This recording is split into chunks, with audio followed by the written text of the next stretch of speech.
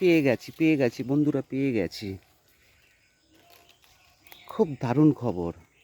এই জিনিসটি বহুদিন ধরে খুঁজছিলাম, চোখে পড়ছিল না। এই যে গাছটি দেখতে পাচ্ছেন, ভালোভাবে দেখুন। এই যে গাছটি, এটি হলো আনারস গাছ। আনারস ফল হিসাবে যেমন খুব সুস্বাদু এবং সৌন্দর্য একটি ফল, তার গাছ হলো এটি। এখন যদিও সেই আনারস ফলেনি বা এখন সিজন নয়, আনারস ফল যেমন খুব উপকারী এবং ভেষজ গুণে পরিপূর্ণ, যে সমস্ত ব্যক্তিদের হজমের ডিস্টার্ব, খাবারপত্র ঠিকমতো হজম হয় না, অ্যাসিডিটি হয়, তারা যদি একটু নিয়মিত আনারস খেয়ে থাকে তাহলে এই হজমের প্রবলেম, এই সমস্যা দূর হয়ে যাবে। সেটি হলো ফলের ব্যাপার। কিন্তু এই গাছটি বা কী কাজে লাগবে দেখুন তো ভালোভাবে। এই যে গাছটি, যে মধ্যিখানের যে কচি পাতা এইভাবে তুলবেন, তোলার পরে এই যে সাদা অংশটা দেখছেন, ভালোভাবে দেখুন। এই যে সাদা অংশটা, সকালবেলা যদি খালি পেটে এই সাদা অংশ, এই যে কচি অংশ, এটা যদি চিবিয়ে খাওয়া যায় তাহলে আপনার সর্দি কাশি যতই পুরনো হোক না কেন সবই ক্লিয়ার হয়ে যাবে এবং আপনার বুক থেকে সমস্ত কফ উঠে যাবে। তবে গাছটির সাথে একটি ভালোভাবে লক্ষ্য করে দেখুন তো, গাছটির মধ্যে একটি কী যেন রয়েছে, দেখতে পাচ্ছেন? এই যে ফলটি, চিনতে পারছেন? দেখুন তো।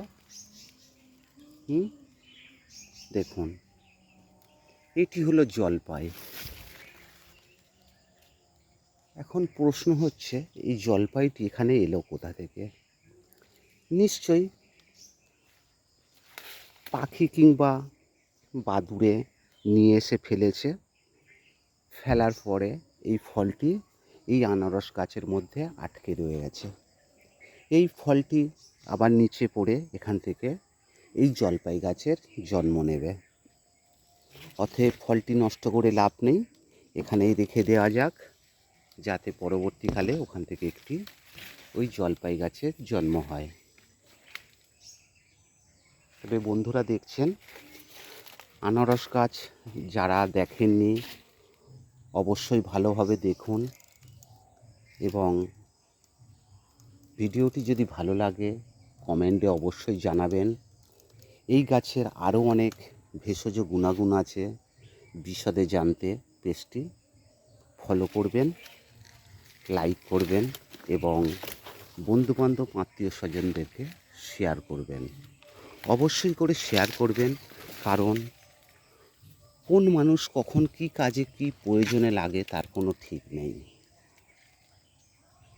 হয়তো আপনার একটি শেয়ারের মাধ্যমে একজনের জীবন সুষ্ঠু সবলভাবে বাঁচার রাস্তা খুঁজে পাবে।